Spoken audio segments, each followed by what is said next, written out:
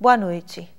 Em tempos de violência e materialismo, o mundo se vê diante do esfacelamento da crença e da agonia das religiões. E o Espiritismo? Que papel ele desenvolve no processo de reconstrução da fé? Quem responde a esta e outras perguntas é o professor Irie Salomão de Campos, em entrevista ao Seara Espírita. E hoje nós trazemos para você um pouco do emocionante show do músico pernambucano Geraldo Azevedo na Noite da Arte Solidária. E como não poderia deixar de ser o esperado conhecimento espírita com Dona Isabel Salomão de Campos. Fique ligado, porque não dá para perder.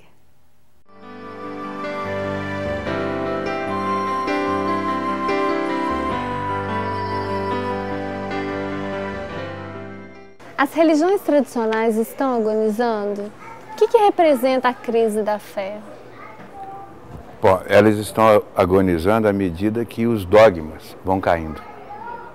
Toda religião dogmática tem o seu fim determinado pela queda do seu dogma. E essa queda se dá na medida em que a ciência evolui. O dogma passa a ser questionável e desaba. Exatamente, você está falando desse edifício da fé. Em que momento da história esse edifício da fé se desmoronou de uma forma mais contundente? Ele desmorona a partir da década de 40, final da Segunda Guerra Mundial. Quando o homem tem contato com a tecnologia, quando o homem tem contato com o progresso científico, aí você começa 40, 50, 60, com o advento da micro-ondas, por exemplo, a comunicação se faz em tempo real pelo mundo, então os mitos desabam. Você passa a conhecer o céu. O homem chega à lua. Na lua não estava São Jorge. O céu é apenas um gás. E o mito do céu desaba.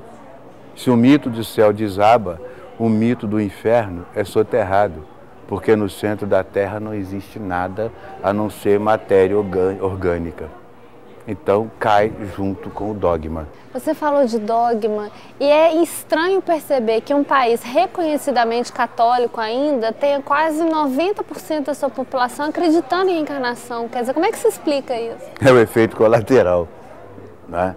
Porque se você tem uma nação fechada dentro de uma crença católica, como é o nosso caso, quando o dogma desaba, o efeito é maior, porque ele atinge um número maior de pessoas.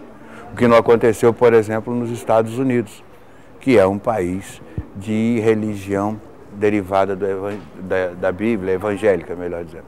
Né? Mas aqui não, como é um país monolítico, monoliticamente católico, quando se descobre que o céu não existe, isso pega 90% da população e angustia 90%, e esse mesmo percentual sai em busca de uma nova resposta para as suas angústias e descobre a resposta na reencarnação. Pois é, essa busca de respostas da população, quer dizer, o que diferencia o espiritismo dessas outras religiões?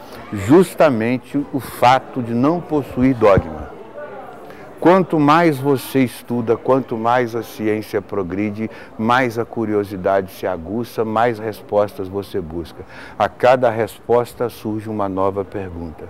A doutrina espírita, nessa dialética entre homem e infinito, homem, Deus, homem, Cristo, ela forma essa dialética que aguça a curiosidade humana. E o homem, desde que pisou no planeta, quando aprendeu a fazer o fogo, ele já perseguia Deus. Não existe homem ou nação que não persiga Deus. E persegue sempre dentro do seu nível cultural. Então essa perseguição no Brasil se dá em larga escala pela frustração enorme provocada pela Igreja Católica. Qual foi o papel de Allan Kardec na reconstrução do edifício da fé? Ele é o grande arquiteto. Ele é o grande pedreiro.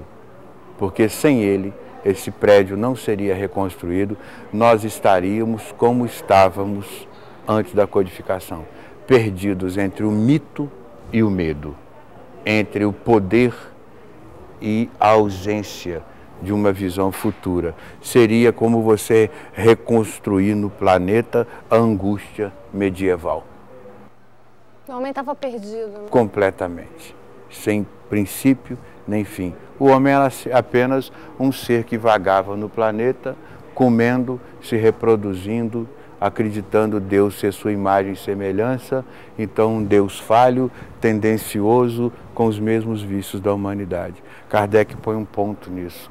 Quando ele revela o Cristo vivo, quando ele retira o Cristo da cruz, diz, olha, isso aqui é coisa do homem, Cristo é vivo, é operante, é amigo, é sábio, é médico, é pai. Ele então resgata o brilho da vida, a luz da vida. Ela vem através da tocha de Kardec. De que maneira o conceito da imortalidade, da pluralidade das existências pode contribuir com o progresso da humanidade? É fantástico porque é tão simples. À medida que o homem descobre que ele retorna para retomar o caminho que ele deixou, ele já passa a se preocupar a longo prazo.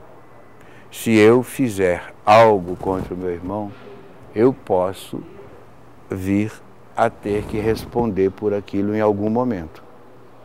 Então, se eu evito, eu aproveito o sofrimento que ele me causa para progredir, na medida em que eu vou administrar esse sofrimento e construo para mim um futuro melhor. A mesma coisa que uma pessoa que se preocupa em cursar uma universidade com empenho, com esforço, e aquele que é mau aluno, que cola, mata a aula. Ele tem o diploma, mas ele não vai ter o fruto do esforço. Kardec mostrou com toda essa construção que ele deixa de maneira bem clara da sucessão de vidas, que nós nascemos para progredir e não terminamos no túmulo.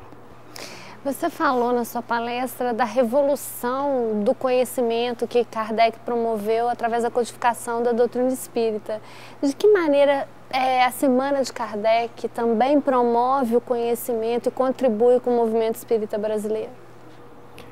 Olha, vamos fazer uma imagem.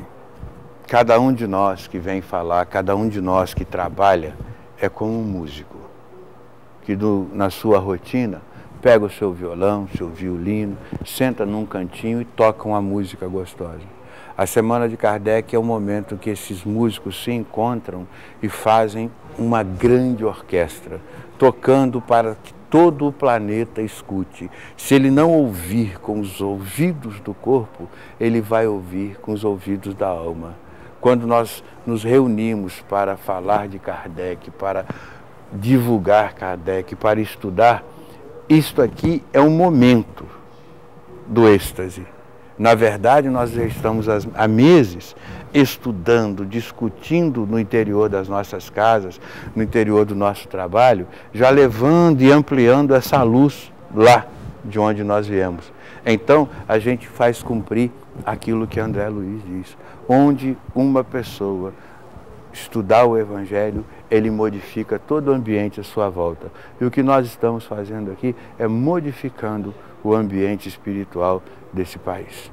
Iria, você falou da transformação do ambiente de paz, a transformação íntima. No momento em que a gente vive toda essa guerra do Iraque, né, e que os homens vão para as ruas pedir a paz, mas são completamente intolerantes, como é que o Espiritismo pode mudar esse cenário?